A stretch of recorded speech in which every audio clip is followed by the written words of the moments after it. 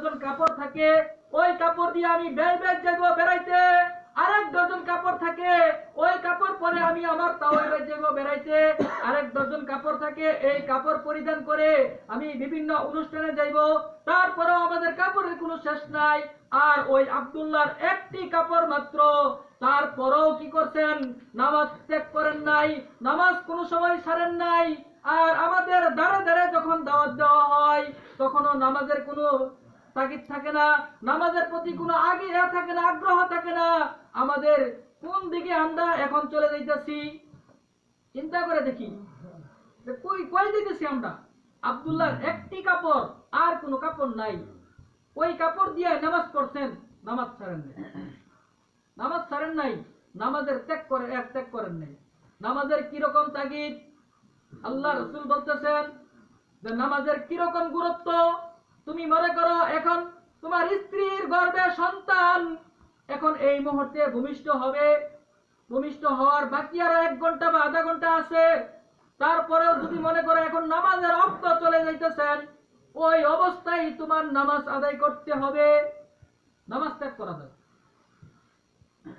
ওই অবস্থায় তোমার উপর নামাজ কি ফরজ, নামাজ আদায় করতেই হবে, নামাজ ত্যাগ করা যাবে। এই জন্য নবী আলাইহিস সালাম একদিন বলতেছেন সাহাবীদেরকে, হে সাহাবীরা, আমার মন চাই লাকড়ি দিয়া পুরা এলাকা জ্বালায়া দিতে। লাকড়ি দলা করো, আমি কি করব? পুরা এলাকা কি করব? জ্বালিয়ে দিব। এরকম ভাবে পুরা এলাকা জ্বালিয়ে দেওয়ার জন্য যাইতেছেন। কেন?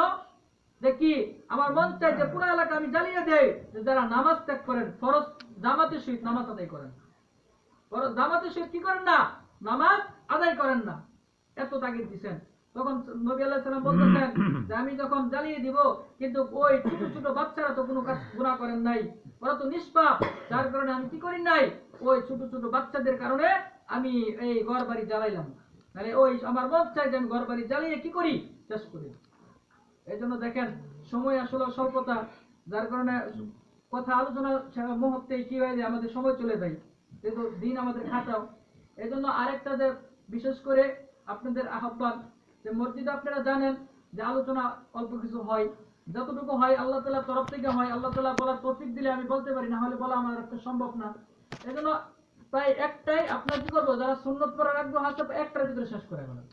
এরপরে একটার পরে যখন আলোচনা হয়, যতক্ষণই হয় ইনশাল্লাহ, এরপরে আপনাদেরকে সুন্নতের সময় দেওয়া হয়। আপনারা সুন্নত পড়ে যদি কি করেন, তখন একটার পরে এসে আলোচনার বসি, এরপরে যখন আপনারা সুন্নত পড়েন, তখন একটু সমস্যা হয়ে যায়, এলোমেলো একটা পরিবেশ হয়ে যায়। তখন দেখেন যখন আলোচনা শেষ, এরপরে বাদ বাকি যারা সুন্নত পড়ে না, যারা সুন্নত পড়লেন আপনারা বসে রইলেন, তখন আপনারা তাড়াহুড়া করবেন, আরে এতক্ষণ সুন্নত পড়ে লাগে হুজুর কি করেন, মুয়াজ্জিন বলে আকমত দেন, এরপর আপনি খুতবা শুরু করেন, তাড়াহুড়া করে দেন। আর সবাই যদি একসাথে পড়েন, তাহলে দেখবেন একটা পরিবেশ সুন্দর হইল।